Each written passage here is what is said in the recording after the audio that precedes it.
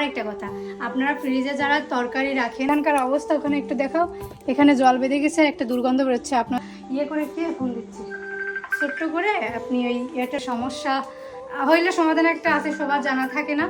আর আমার বাবাকেও আমি এভাবেই দেখাই দিই।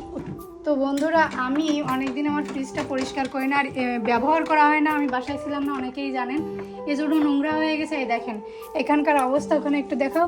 এখানে জল বেঁধে গেছে, একটা দুর্গন্ধ বেরোচ্ছে। আপনাদের এরকম সমস্যা হলে এখানে এই ছোট্ট একটা কাঠি দিয়ে নাড়া দিবেন। দেখেন আমার কিন্তু সব জল বলেন পানি বলেন সব কিন্তু ঢুকে গেছে, আর এখানে এই দুর্গন্ধটা আর হবে না।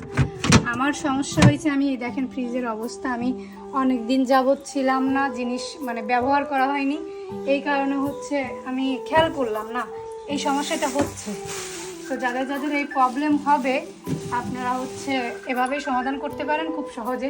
আর আমার বাবাকেও আমি এভাবেই দেখাই দিই। ও সমস্যা হইলে সমাধান একটা আছে, সবার জানা থাকে না। করে কে ফোন দিচ্ছে ছোট্ট করে, আপনি এটা। তো আপনাদের যদি ভালো লাগে ভিডিওটা, অবশ্যই আপনারা করে দেখতে পারেন। ওই যে ওই ছিদ্রটাই হালকা করে ছোট্ট একটা ঢুকাই দেবেন, জলটা টেনে। আমি মাত্র মন্দির থেকে আসলাম, মন্দির থেকে এসেই আমি দেখলাম ওইটা। আমি ভাবলাম না, আপনাদের একটা টিপস দেয়াই যায়, তাই আমি দিয়ে ফেললাম আর কি। এর ভিতরে আমার ফোন দিচ্ছে। তো আমরা মন্দিরে গেছিলাম, অবশ্যই ভিডিও পাবেন। মাত্র আসলাম, আমি ড্রেস চেঞ্জ করিনি, আমি আনরেডিভাবেই আমি ভিডিওটা আপলোড করবো আর কি। কারণ খুবই ইম্পর্টেন্ট। আপনারা এই সমস্যায় অনেকেই ভুগে থাকেন, ফ্রিজে অনেক সময় দুর্গন্ধ হয়ে যায়, তারপর ওই যে ওই জলটা জমে থাকে। তো সেক্ষেত্রে ফ্রিজের পরিবেশটাই নষ্ট হয়ে যায়। আমি ছিলাম না, এই কারণে আমি খেয়াল করতে পারিনি, বা আমি পরিষ্কারও করতে পারিনি। আমি প্রায় 1 মাসের বেশি বাইরে।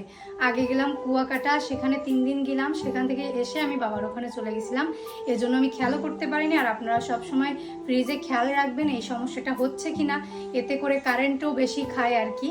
তো ওই যে বললাম, আমার বাবারও সমস্যা হয় মাঝে মাঝে, তো আমি বাবাকে ওইভাবেই সমাধান করতে বলি।